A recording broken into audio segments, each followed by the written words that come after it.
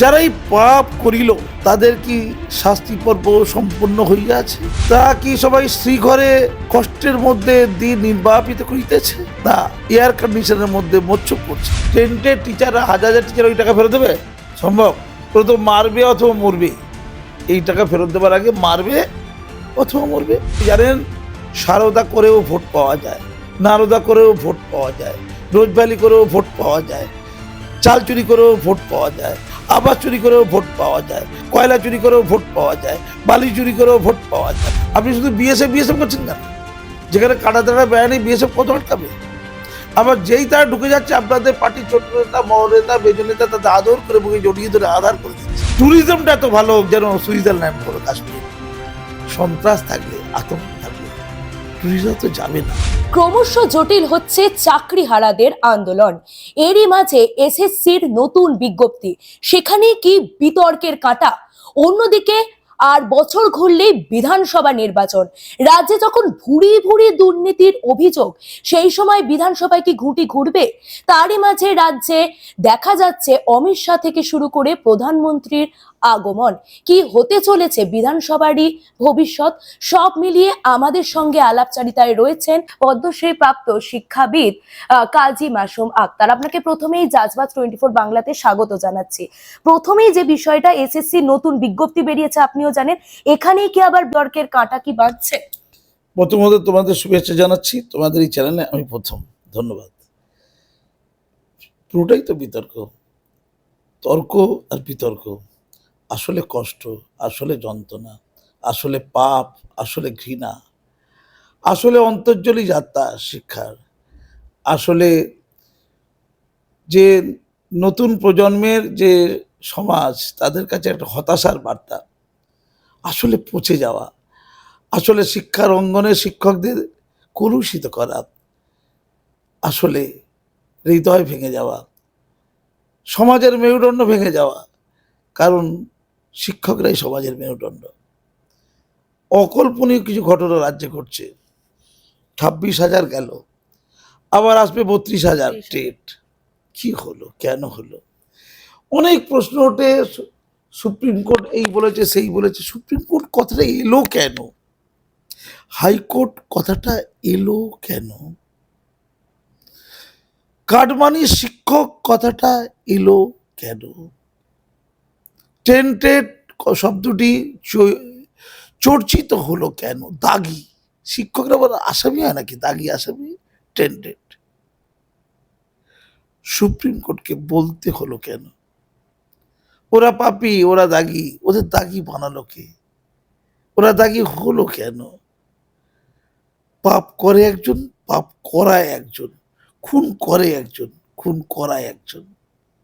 যে করায় সে হচ্ছে আসল পাপী। আমি এই জায়গাটা আসতে চাইছি। শিক্ষকরা কাঁদছে, তাদের নিত্য নৈমিত্তিক কর্মসূচি তারা তো নেবে, তারা তো বাঁচবে, তাদের তো ফাঁসির দিন ঘোষণা হয়েছে। যোগ্য শিক্ষকদের ফাঁসির দিন 31শে ডিসেম্বর 2025। তারপর চাকরি থাকবে না। আর যাদের টেন্টেড বলা হচ্ছে দাগি, তাদের ইতিমধ্যে ফাঁসি হয়ে গেছে। আর যারা অশিক্ষক কর্মচারী, তাদের মধ্যে যোগ্য আছে, অযোগ্য আছে, স্বাভাবিক। কোর্টও বলেছে, সার্ভিস কমিশনও বলেছে, হাইকোর্ট বলেছে, সুপ্রিম কোর্ট বলেছে, মধ্যশিক্ষা পর্ষদ বলেছে, শিক্ষা দপ্তর বলেছে। যোগ্যদেরও চাকরি চলে গেছে, তাদের ফাঁসির কাজ সম্পন্ন হইয়া আছে। কি উত্তর আছে? কারা করল? যারাই পাপ করিল তাদের কি শাস্তি পর্ব সম্পন্ন হইয়া আছে? তা কি সবাই শ্রীঘরে কষ্টের মধ্যে দিন নির্বাপিত করিতেছে? না, এয়ার কন্ডিশনের মধ্যে মোচ্ছুপ করছেন। তারা কারা? কেউ কেউ তো জেলে আছে, বাকিরা তো জেলের বাইরে।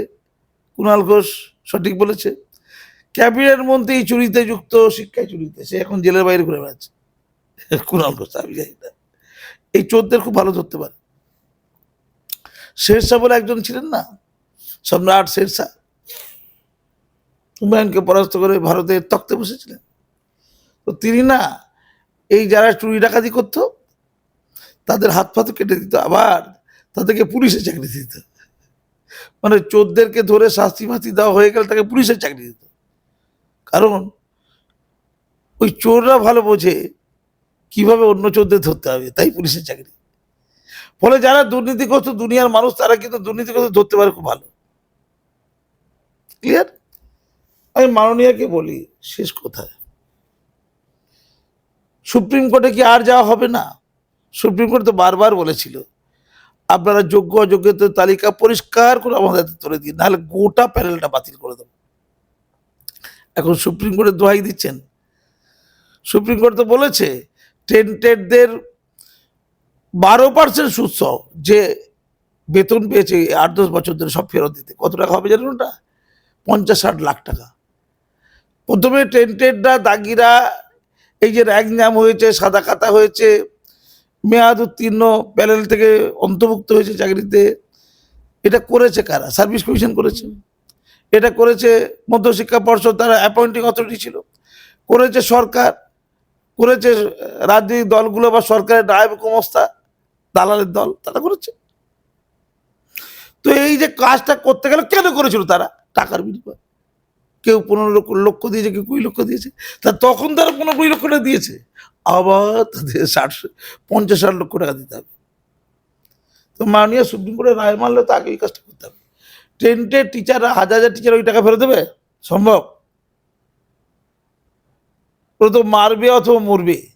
এই টাকা ফেরত দেবার আগে মারবে অথবা মরবে, নাকি আমি ভুল বললাম? সম্ভব? খুব ঠান্ডা মতো ভাবুন। আজকে এই পরিস্থিতি তৈরি করলো কে? আর তার খেসারত দিচ্ছে যোগ্য শিক্ষকরা, যাদের একটু ত্রুটি নেই। তাদের ত্রুটি, তারা বাংলায় জন্মেছে। তাদের ত্রুটি, তারা শিক্ষা গ্রহণ করেছে। তাদের ত্রুটি, তারা যোগ্য হয়েছে। তাদের ত্রুটি, তারা শামশেরগঞ্জের গুন্ডা হতে পারেনি, পুলিশ ভয় পায়নি। শামশেরগঞ্জের গুন্ডা হলে পুলিশ থানা থেকে বেরোয় না। এটা টুকটাক করছে, পাচ্ছে না। শিক্ষক যেটা, মাননীয়া যান না একটু আদালতে, ওরা কদিন আর ঘুরবে? কখনো অর্ধলঙ্গ, তো ওরা অর্ধলঙ্গ, শিক্ষা তো পুরো লঙ্গ। শিক্ষাঙ্গন, শিক্ষা পুরো লঙ্গ। সর্বনাশটা কার? লক্ষ লক্ষ ছাত্রদের, কুসুমমতী ছাত্র কিশোরদের, শিশু কিশোরদের সর্বনাশ সহ্য করবেন মাননীয়া? ধরবে, সইবে তো? হ্যাঁ, আপনি ভোট পেয়ে যাবেন, কারণ আপনি জানেন সারদা করেও ভোট পাওয়া যায়, নারদা করেও ভোট পাওয়া যায়, রোজভ্যালি করেও ভোট পাওয়া যায়, চাল চুরি করেও ভোট পাওয়া যায়, আবাস চুরি করেও ভোট পাওয়া যায়, কয়লা চুরি করেও ভোট পাওয়া যায়, বালি চুরি করেও ভোট পাওয়া যায়, এমনকি রেশন চুরি করেও ভোট পাওয়া যায়। এই ভোটটা কেন পাওয়া যাচ্ছে? এখানেই কি অমিত শাহ কিছুদিন আগে এসেছিলেন, তিনি বলছেন মুসলিম ভোট। এখানে কি মুসলিম ভোটটাই রয়েছে, নাকি অনুপ্রবেশকারীদের ভোট? ধর্ম কত আর অনুপ্রবেশ হবে? যারা প্রবেশ করেছে তাদের ভোটটাই দিন না। আচ্ছা, অনুপ্রবেশের কথা বললেন, আচ্ছা মজার কথা বলি, কালকে টিভিতে বলার চেষ্টা করছিলাম। দেখুন, বাংলাদেশ থেকে যে সকল অনুপ্রবেশকারীরা প্রকৃত অর্থে এসছে, মানে একটা শরণার্থী, একটা অনুপ্রবেশকারী, অত্যাচারীদেরকে শরণার্থী বলা হয়। ভারত সরকার সিএ করে শরণার্থীদের নাগরিকত্ব দিচ্ছে, অনুপ্রবেশকারীদের দেবে না। ধর্মের নামে ভাগ হয়েছে, এই তো যুক্তি, একদম মোটা যুক্তি, একদম পরিষ্কার যুক্তি। আচ্ছা, এই অনুপ্রবেশকারী ঢুকে যাচ্ছে কোনটা দিয়ে? গেটওয়ে কোনটা? এন্ট্রি পাথ কোনটা? রাস্তা বাংলা, পশ্চিমবঙ্গ আর কি, ত্রিপুরার, আসাম। আচ্ছা, ঢুকে কোথায় যাচ্ছে? বাংলা, ত্রিপুরা, আসামে তো আছেই, আরো আরো জায়গায় যাচ্ছে। কোথায় কোথায় যাচ্ছে? দিল্লি যাচ্ছে, গুজরাট যাচ্ছে, মহারাষ্ট্র যাচ্ছে, উড়িষ্যা যাচ্ছে, যাচ্ছে না? এই 4টে রাজ্য থেকে মূলত পিটি বের করা হচ্ছে না? বিশেষ করে এই ভারত পাকিস্তান যুদ্ধের আবহে হচ্ছে তো, সন্ত্রাসী আবহে, পহেলগাঁও যে হত্যাকাণ্ড হলো তার আবহে, সন্ত্রাসী হামলা হলো তার আবহে হচ্ছে তো। খুব খেয়াল করে তুমি দেখছো কি, এই যে বাংলাদেশিগুলোকে ফিরিয়ে আনার চেষ্টা হচ্ছে, তাড়িয়ে দেওয়ার চেষ্টা হচ্ছে। তারা বাংলা কথা বলে, আমাদের মতোই দেখতে তো বাঙালি তারা। সেই সুযোগে এই ত্রিপুরার, পশ্চিমবঙ্গের, আসামের বাঙালিরা, এখানকার ভারতীয়, তারা মানে মিলেমিশে গেছে। বাংলাদেশের অনুপ্রবেশকারী আর বাঙালি, স্থানীয় বাঙালি, এই রাজ্যের, এই দেশের বাঙালি, তারা সবাই পরিযায়ী শ্রমিক হয়ে গেছে। তারা কাজ করতে গেছে গুজরাটে। যখন গণহারে মারা হচ্ছে তাদের, এমনকি আধার কার্ড দেখালেও ছেড়ে দেওয়া হচ্ছে। আধার 2 রকম হয়, আধার কয় প্রকার? 2 প্রকার, জাল আর অরিজিনাল। জাকির সাহেব কাদের জন্য আধার কার্ড তৈরি করে দেন? রত্না ম্যাডাম বলছিলেন, ওই পার্টির নেতা, এই জাকির সব বাংলাদেশ থেকে যারা আধার করে দেয়, জাল আধার আর অরিজিনাল আধার। তো ওরা তো অন্য রাজ্যে লোকেরা ছিঁড়ে ফেলে দিয়ে মারতে মারতে বের করে দিচ্ছে। তাহলে নিগৃহীত হচ্ছে বাঙালি মুসলমানরা এবং বাঙালি হিন্দুরা। খুব ঠান্ডা মাথায় বুঝতে, মাননীয় কিন্তু কারো পাশে নেই। প্রথমত পরিযায় হয়ে এত বাঙালি বেরিয়ে যাচ্ছে কেন? আর বেরিয়ে যাওয়ার পর তাদের জীবন মান মর্যাদা এভাবে ক্ষুণ্ণ হচ্ছে, তাদের মানবিক যে ন্যূনতম অধিকার সেটা ক্ষুণ্ণ হচ্ছে। মাননীয় চুপ। আজকে অনুপ্রবেশকারীরা যদি গণহারে চলে না যেত, এই ভারতের বাঙালিগুলো, বাংলার বাঙালি হোক, ত্রিপুরার হোক আর আসামের হোক, তারা তো ওদের সাথে মিলেমিশে এক হয়ে গিয়ে গুলিয়ে যেত না। ফলে বাংলাদেশিদের যেমন তাড়ানো হচ্ছে, সঙ্গে সঙ্গে প্রচুর বাঙালি মুসলমান, ধর্মে মুসলমান হলে বেশি সমস্যা, হিন্দু আছে, তোমার মতো লোক আমার মতো লোক আছে, বেচারা একটু গরিব, আর কি করা যাবে, তারাও মার খাচ্ছে। ক্ষতিগ্রস্ত যে সংখ্যাটা হাজার হাজার ভদ্র ভেঙে দিচ্ছে, তার ক্ষতিটা কার হচ্ছে? ক্ষতিটা তো বাঙালির হচ্ছে, বাংলা ভাষীর হচ্ছে, বাংলা সংস্কৃতির হচ্ছে। মাননীয়া একটু ভেবে দেখেছেন? এতদিন পরে আপনি পারমিশন দিয়েছেন, জমি দেওয়ার পারমিশন কিছু একর, অনেকদিন ধরে কেন্দ্র সরকার চাইছে যে ওখানটা কাঁটাতারের বেড়া দিতে হবে। এতদিন পর, ৭৭ বছর পর এত বিলম্ব হলো কেন ম্যাডাম? আপনি শুধু বিএসএফ করছেন কেন? যেখানে কাঁটাতারের বেড়া নেই, বিএসএফ কত আটকাবে? আবার যেই তারা ঢুকে যাচ্ছে, আপনাদের পার্টির ছোট নেতা, বড় নেতা, মেজ নেতা তাদের আদর করে বুকে জড়িয়ে ধরে আধার করে দিচ্ছে। ভেবে দেখেছেন? ভালোবাসা নেই, ভক্তি নেই। একটু দেশটাকে ভালোবাসুন, সমাজকে বাঁচান। যখন বিদেশি অপশক্তি বম ফেলবে, তখন তৃণমূলের মাথা কোনটা আর বিজেপির মাথা কোনটা দেখবে না, কোটা হিন্দু কোটা মোলা কিছু দেখবে না। আপনি মুসলমানদের নিয়ে ভোটটা ঠিক নিয়ে নিচ্ছেন, কিন্তু সেই মুসলমানরা পরিযায়ী শ্রমিক হয়ে যখন বিপুল মার খাচ্ছে, আপনি চুপ করে আছেন। কারণ ওরা নির্বোধ, ওরা বোঝে না কোনটা ইস্যু করতে হয়, ওরা জানে না, ওরা অসচেতন। তাই তো আপনি দুধের গাই বলেছেন, ঠিক বলেছেন। কতদিন আর ওরা অন্ধকারে থাকবে দিদি? চোখ তো ফুটে যায়, তখন তো সাড়ে সর্বনাশ হবে। ধন্যবাদ। বাংলার মানুষের কি তাও আদৌ চোখ খুলবে? বিধানসভার ঘুঁটি কি ঘুরবে, নাকি ভাতার রাজ্যেই মানুষ সুখী থাকবে? বিজেপি এখনো তো প্ল্যান নিতে পারেনি, বিকল্প তো থাকতে হবে। বিকল্প কোথায়? বিজেপি কি বিকল্প হতে পেরেছে? বিজেপি কি ইস্যু ভিত্তিক লড়াই করতে পেরেছে? বাংলার অসহায় অত্যাচারিত মানুষদের পাশে ঠিক মতো থাকতে পেরেছে? তাদের কর্মীদের পাশে থাকতে পেরেছে? কর্মীদের পাশে, যে কর্মীরা অত্যাচারিত, মৃত্যু মুখেও, তাদেরকে আইনি সহায়তা কজনকে দিতে পেরেছে? আর্থিক সহায়তা কজনকে দিতে পেরেছে? মনে বল কজনের আনতে পেরেছে? যারা প্রকৃতপক্ষে বিজেপির আসল কর্মী, তারা বসে গেছে অনেকে। মুসলমানদের 35% মতো ভোট, তারা কেন বিজেপিতে আসছে না? দিল্লিতে এসেছে, উত্তরপ্রদেশে এসেছে, আমরা জানি, রাজস্থানে গেছে, গুজরাটে এসেছে। Why not in Bengal? কেউ বলবে না তো ক্ষমতায় আছে বলে তো এসে না। দিল্লিতে তো কেজরিওয়াল ক্ষমতায় ছিল, অত মুসলিম লোক ভোট দিলে কি করে? পলিসি আনতে হবে, মুসলমানদের সুখ দুঃখ বুঝতে হবে। যখন মোদিজি বলছে সবকা সাথ সবকা বিকাশ, বিকাশটা ঠিক হয়েছে কি? কেন্দ্রের সংখ্যালঘু খাতে টাকাটা ঠিক মতো পশ্চিমবঙ্গে খরচ হয়েছে কি, এটা কি বিজেপি খোঁজ দিয়ে দেখেছে? ওয়াকআপ নিয়ে প্রকৃতপক্ষে কি সঠিক প্রচার চালাতে পেরেছে? সিএএ নিয়ে কি বিজেপি সঠিক প্রচার চালাতে পেরেছিল? আমাদের মতো লোকের কিছু চোখ খুলে দিয়েছিল। ওয়াকআপ নিয়েও আমাদের মতো লোক কিছু চোখ খুলে দেওয়ার চেষ্টা করেছে, কোনটা মিথ আর কোনটা সঠিক সত্য। বিজেপি কি পেরেছে? এটা লাখ টাকার প্রশ্ন। ফলে বিকল্প শক্তি আসতে হবে, বিশ্বস্ত হতে হবে। যখন বিপুলভাবে 2019 তো লোকসভা বিজেপি ক্ষমতা এলো, 18টা সিট পেল, ওই 18 জন এমপি কি সঠিক কাজ করতে পেরেছে? প্রমাণ দিতে পেরেছে যে আমরা ক্ষমতায় গেলে প্রচুর কাজ করবো, জান প্রাণ লড়িয়ে দেবো? উত্তর দিন। মানুষ বুঝেছে চাহা 52 তাহাই 53। মুদ্রার পিঠ, মুদ্রার অপিঠ। মুদ্রার অপিঠটা যে অত্যন্ত ভালো, অত্যন্ত মানবিক, অত্যন্ত সমাজ মনস্ক, অত্যন্ত দায়বদ্ধ, অত্যন্ত ত্যাগী, নাকি ভোগী? কেউ কেউ তো বলছে ভোগী। কেন ভোগী বলছে ভেবে দেখুন। তখন তারা ভাববে। বিকল্প শক্তিকে স্ট্রং হতে হবে, কথায় নয়, কাজে, আচরণে, ভাবনায়, আদর্শে, ভক্তিতে। ধন্যবাদ। আর আরেকটা প্রশ্ন হচ্ছে, কাজের দিক থেকে বিজেপি বলছে পেহেলগাঁওয়ের যে ঘটনা, তারপরে আমরা অপারেশন সিঁদুর করেছি, এবং বিরোধীদের কটাক্ষ যে এটা ভোটের আগে হয়েও থাকে, যার জন্য অপারেশন সিঁদুরকে কেন্দ্র করে ভোট ভিক্ষা চাইছেন বিজেপি সরকার। তো আপনি একজন শিক্ষাবিদ হিসাবে কি মনে করেন, কাশ্মীর কি এইভাবে আদৌ মুক্তি পাবে কোনোদিনও? কাশ্মীরের মানুষের মনের কথা বুঝতে হবে। আমার খুব ভালো লাগে যে দুটো লোকের ভূমিকা, আসাদউদ্দিন ওয়াইসি এবং ওমর আবদুল্লাহ, অত্যন্ত ইতিবাচক কথা বলেছে। তারা বিরোধী রাজনীতির লোক।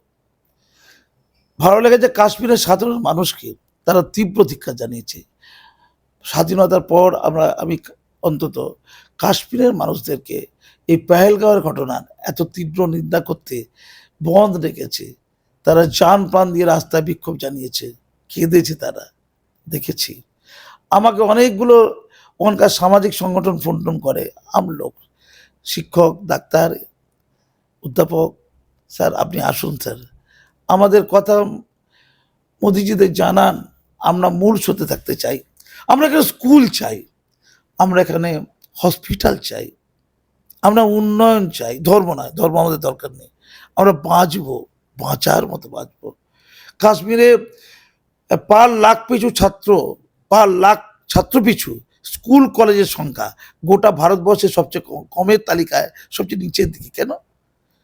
চিকিৎসা ব্যবস্থা, যোগাযোগ ব্যবস্থা, বিকল্প আয়ের ব্যবস্থা, ইন্ডাস্ট্রি ওখানে যাক না, 370 দ্বারা উঠে গেছে, যাক, ইন্ডাস্ট্রিও কাজ পাক, শুধু চাকরি নয়, শুধু সরকারি চাকরি নয়, অন্যান্য কাজের উৎস খুলে যাক, প্রত্যেকে স্বাবলম্বী হোক। আর ট্যুরিজমটা এত ভালো হোক যেন সুইজারল্যান্ড হবে কাশ্মীর। সন্ত্রাস থাকলে, আতঙ্ক থাকলে ট্যুরিজম তো যাবে না, বিপুল ক্ষতি হবে। ওরা আমাকে বলেছে স্যার, এখানে যে টাকাকে সেন্ট্রাল গভর্নমেন্ট আসে, অন্যান্য রাজ্য এটা হচ্ছে, পশ্চিমবঙ্গ হচ্ছে, বিপুল মাঝপথে লুট হয়ে যায়। একটু দেখুন স্যার, আমরা জানি কাশ্মীরের উন্নয়নের জন্য যে টাকা সেন্ট্রাল গভর্নমেন্ট দেয়, তার একটা বড় অংশ মাঝপথে কেউ লুটে নেয়। আমাদের বলার মুখের বড় অভাব। কেউ কেউ বিধ্বস্ত, পাকিস্তানি হানাদার বাহিনী সন্ত্রাসীদের দ্বারা মিসগাইডেড। এটা মূলত হয়েছে দারিদ্রতা থেকে, ভুল শিক্ষা থেকে, ভুল চেতনা থেকে, আর ভুল বোঝাবুঝি থেকে। এই ভুল বোঝাবুঝিটা দূর হোক। পাকিস্তানের মতো এত কীটদগ্ধ দেশে আমরা যাবো কেন? আমরা ভারতে থাকবো, সমৃদ্ধ ভারতবর্ষে, পৃথিবীর 4র্থ বড় শক্তি, তার সাথে থাকবো। মরে যাওয়ার সাথে থাকবো কেন? এটা ওদের বক্তব্য, আমার না, আমি বলিনি বাবা। আমাকে স্যার আসুন, আমাদের সুখ দুঃখ দেখবেন, ভারত সরকার আপনাকে এত সম্মান দিয়েছেন, আপনি রিপোর্টিং করুন। আমি কাশ্মীর যাব, যুদ্ধের মধ্যে যাওয়ার সময় হয়েছিল, যুদ্ধের জন্য নিরাপত্তার কারণে যেতে পারিনি। আমরা ভাবছি, কিছু বন্ধু বান্ধব মিলে ভাবছি, ভারত সরকারকেও জানাবো, আমরা ডাল লেকের উপরে একটা স্বামী বিবেকানন্দ স্ট্যাচু তৈরি করবো, বিরাট, ডাল লেকের উপরে, একদম ভালোবাসা। বিবেকানন্দকে চিনুক, ধর্মের মাধ্যমে নয়, ভারতবর্ষের যে সামগ্রিক চেতনা, ভারত আত্মার সাথে অনিবার্য যার সম্পর্ক, স্বামী বিবেকানন্দ জাতি, ধর্ম, বর্ণ, শ্রেণীর ঊর্ধ্বে উঠে তিনি মানবতার দোর্তনাকে বহন করেছিলেন। তাকে মুসলমানরাও চিনুক ভালো করে, কাশ্মীরের মুসলমানরাও। ওখানে একটা গবেষণা কেন্দ্র হবে স্বামী বিবেকানন্দের নামে, ওই ডাল লেকের পাশে। তার জন্য সামনের এই জুন মাসের 15 তারিখে স্বামী বিবেকানন্দের বাড়িতে আমরা একটা অনুষ্ঠান করছি, বড় অনুষ্ঠান। এখান থেকেই যাত্রা শুরু হয় আমাদের, এই বাংলার মাটি থেকে, এই কলকাতা থেকে, স্বামী বিবেকানন্দের বাড়ি থেকে, সিমলা স্ট্রিট থেকে আমরা শুরু করব। আমাদের এরকম প্ল্যান প্রোগ্রাম আছে। কাশ্মীরকে যদি আমরা সঠিক পথে আনতে পারি, ওদের সুখ দুঃখ বুঝতে পারি, হুমকি দিয়ে না, বন্দুকের নলে কিছু পরিবর্তন হয় না। বন্দুকের নল লাগে অপশক্তিকে ধ্বংস করতে, কিন্তু মানুষের হৃদয়ের যে সূক্ষ্ম প্রবৃত্তিগুলো আছে, সেগুলোকে জাগরুক করতে হবে। সেটা ভালোবাসা দিয়ে হয়, সেটা কাজ দিয়ে হয়, সেটা কথা দিয়ে হয়।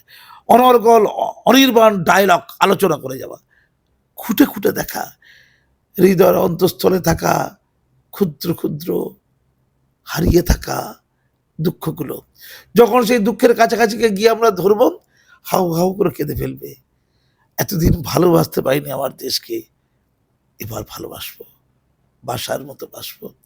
ছোট্ট বাচ্চাদের যখন আমরা ছাত্রছাত্রীদের পড়াই, যখন তুমুল ধমক দিই, এখন তো মারধর বন্ধ হয়ে গেছে, সুপ্রিম কোর্টের অর্ডার, ওরা ঘৃণাই করে, ভালোবাসে না। তারপর শাসন করার পর যখন আদর করে কেউ, শিক্ষকরা, বেশি লেগে গেল না, বেশি বকে দিলাম না, খুব কষ্ট হলো না, এতক্ষণ সে কাঁদেনি, তারপর হাউ হাউ করে কাঁদতে রইল। সেই ছাত্র ছাত্রী, স্যার ঠিক করেছেন, বকেছেন, আমি ভুল ছিলাম স্যার, আপনার ভালোবাসায় আমি ঋদ্ধ হলাম। কাশ্মীরকে আমরা ছাত্র ভাবি না, যদি আমরা নিজেদের শিক্ষক ভেবে থাকি। কাশ্মীরের মানুষ ঠিক বোঝে না, অনেকে বুঝতে চায়, তাদেরও হৃদয় আছে। কাশ্মীরে যখন আমরা বেড়াতে যাই, প্রচুর লোক কাশ্মীরে যারা কাজ করতে গেছে দেখেছে, কি উদার মানুষ তারা। আমরা জানি অমরনাথ যাত্রায় কত মুসলমান জান দিয়েছে, মরে গেছে, জান দিয়ে দিয়েছে, আমরা দেখেছি না? পাহেলগাঁওতে একজন ঘোড়া সহিস, সে বন্দুক খেয়ে নিচ্ছিল ওদের থেকে, জানে গুলি করে দেবে, না আমার অতি থেকে মারা যাবে না, জান দিয়ে দিল। এমনটাও আছে। মুদ্রার এপিঠ যেমন আছে, মুদ্রার ওপিঠটাও আছে। আমরা সেই পবিত্রতাতে নিই না, আমরা সেই ইতিবাচকটাকে নিই না।